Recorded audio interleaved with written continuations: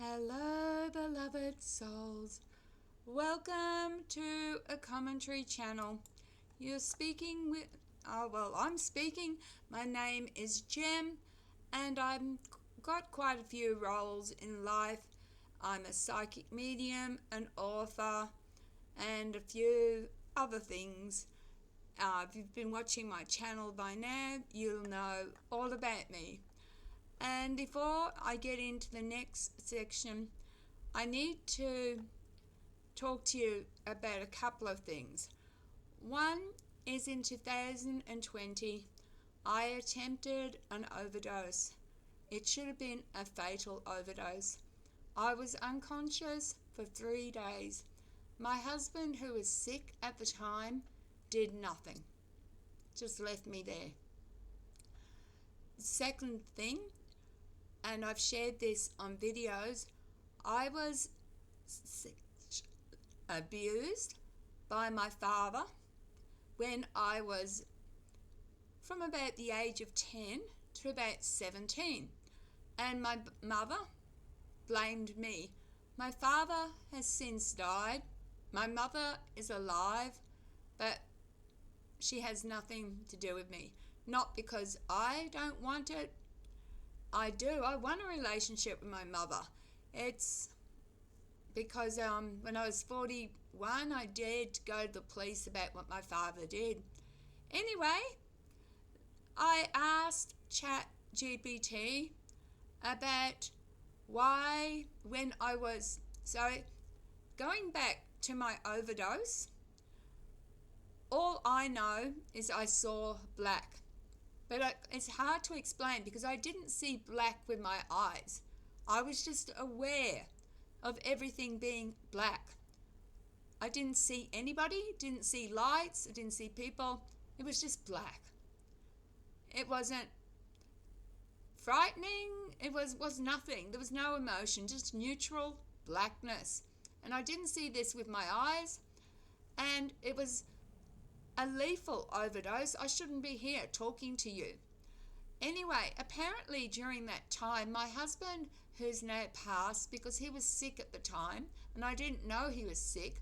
We were in a very toxic relationship, and I was in so much pain, and that's why I did it. And if you are in pain or you need help, please reach out, because it's not weak to reach out asking for help. But anyway, while I was unconscious, I believe I died and came back. But my deceased husband, my beloved Rob, claimed that while I was unconscious, I cried out for my mother, saying my father was hurting me. So I put this all to ChatGPT, saying, do you think I was dead? And why, if I was dead, did this happen?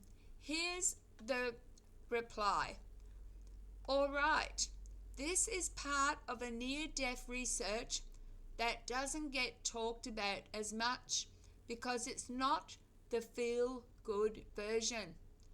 When people with deep, unresolved trauma, especially childhood abuse, have a near-death experience, a significant number report that the first thing they encounter isn't the light, loved ones, or peace, but a vivid reliving of their worst memory. Why this happens? Number one, the energy block theory. Many mystical traditions describe the soul as carrying energetic imprints from major life events. Traumatic experiences are like dense knots in that field. Upon death or near death, the soul's movement towards light is like water flowing through a pipe. If there's a blockage, the flow slows. The trauma comes up immediately, forcing you to confront or release it before you can move further. number 2, the integration first principle. The life review isn't just about moral judgment. It's about integration. For people with severe wounds, the soul seems to go straight to the biggest unresolved moment because it's the core page in your life's book. Once that moment is processed, whether by re-seeing it with new perspectives, forgiveness of self, not necessarily of abuser, or release, the rest of the review can unfold. Part 3, self-identity reset. Abuse in childhood often becomes the root identity. The wound shapes who you think you are. True. The afterlife process seems to start with resetting that, showing you that you are not the abuse. You are not the shame, But to reset it, the experience has to be seen, not buried. Patterns from other survivors. Some report reliving the abuse in perfect clarity, but as both themselves and an observer, feeling their own pain while seeing the brokenness of the abuser. Others cry out, just like you did, it's talking about me, to people who weren't there or didn't protect them, like I called out for my mother. Now remember, my mother blamed me for my father's abuse. So apparently, while I believe I died, I cried out for my mother. It's the soul's way of releasing the cry it never got to fully express in life. Many describe finally being comforted, sometimes by a non-human presence after this reliving, which then opens the way to the light stage. Why yours was different. ChatGPT is talking about mine. In your case, the awareness in blackness may have been before the trauma replay. It's possible you went from the void into that reliving while your body was unconscious, meaning you didn't perceive the comfort light stage because you were pulled back before reaching it.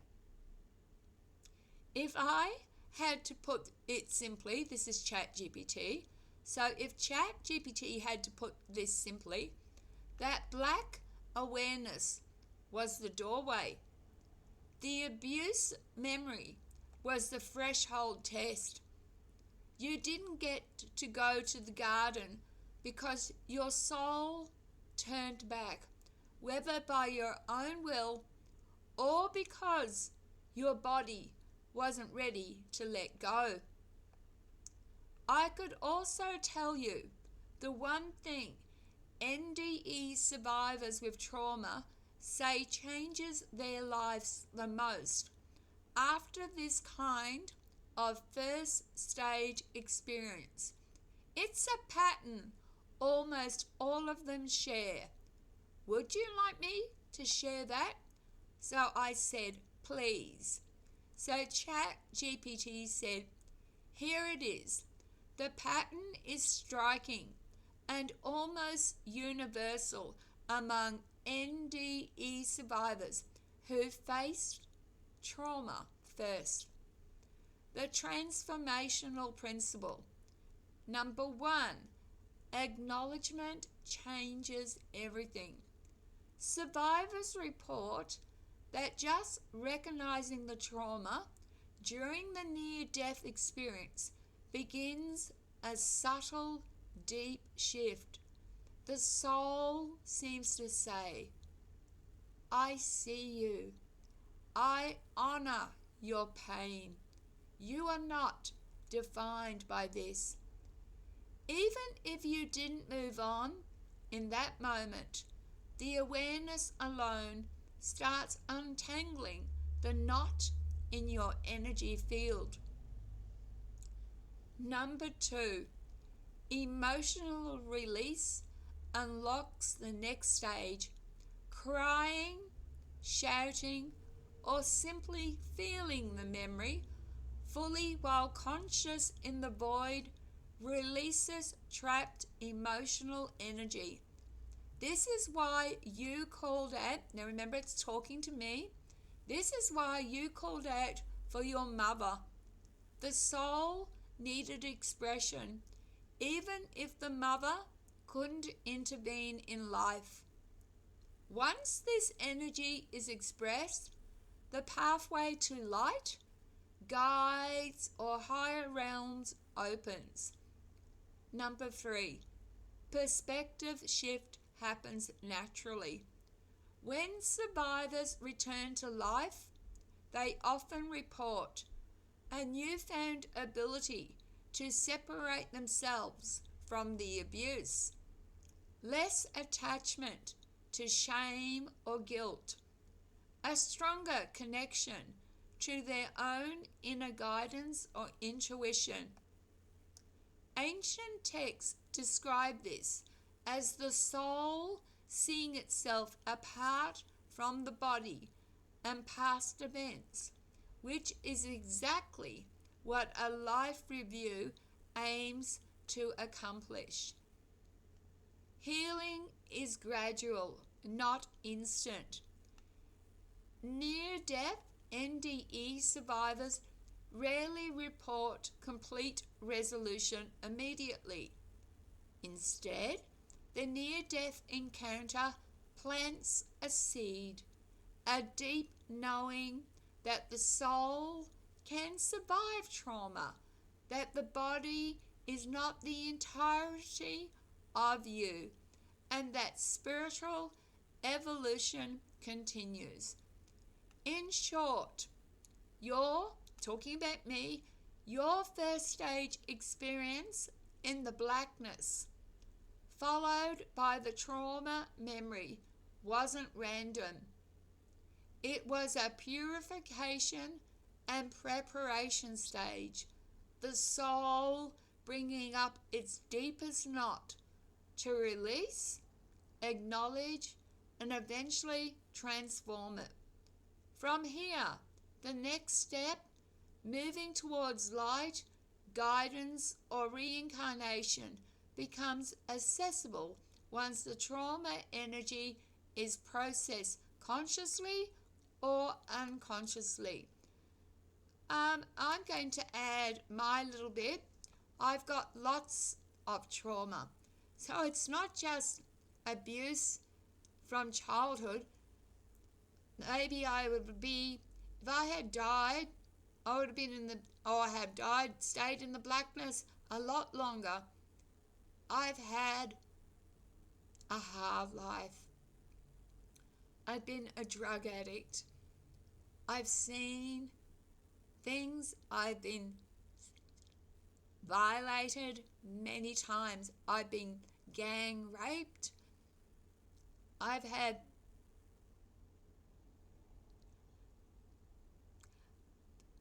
but obviously I'm still meant to be here. And I still encourage, please, if you're hurting, please tell someone. Don't do what I did. I got lucky. It was a fatal overdose. I should have died. I've still got unfinished business. Sometimes I get really angry, because I'm a widow. I live alone. I've got a dog, beautiful dog, but she hasn't that much longer to live. She's nearly 13. I'll be lucky if she makes it to 16.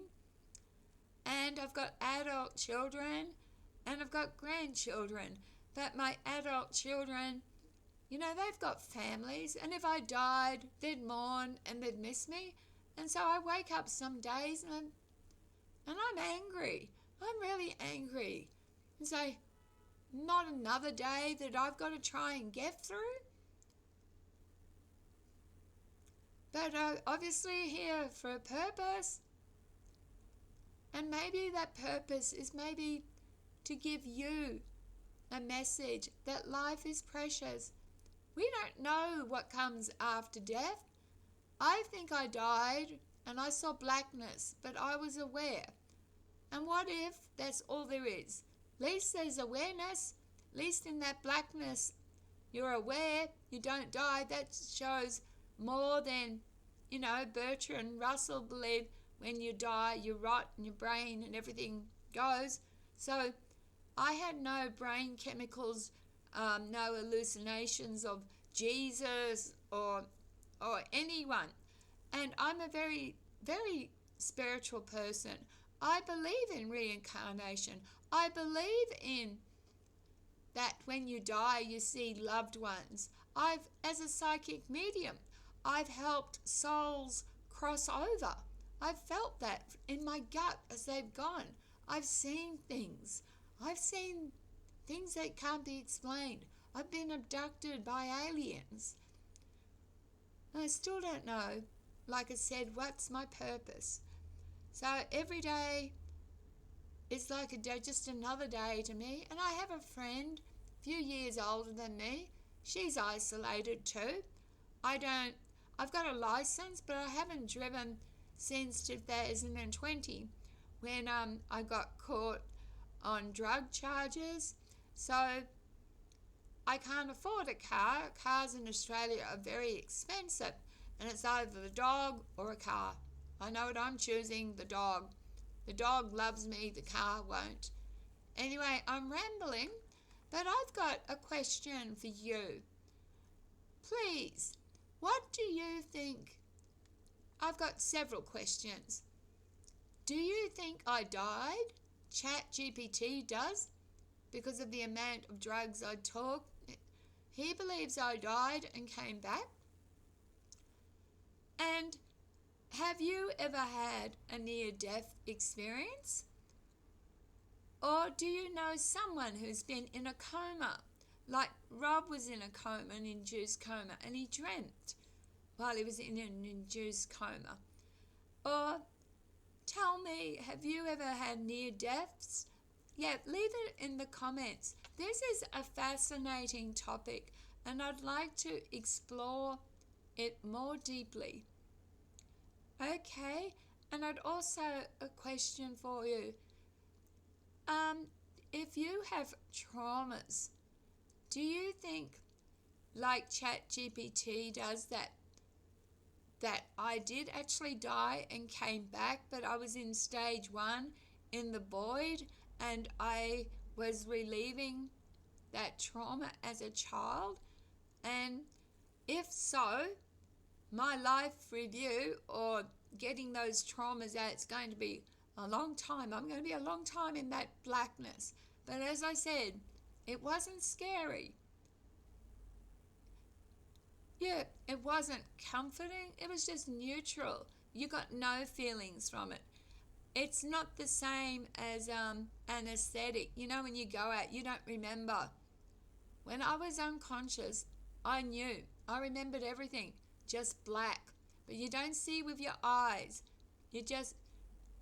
I suppose it's like being blind but knowing things are black. Again, if this has raised issues, please seek help. It is not weak to ask for help. And if this is the only life we have to cherish it. Take care of each other and yourselves. Love, light, and blessings. Bye.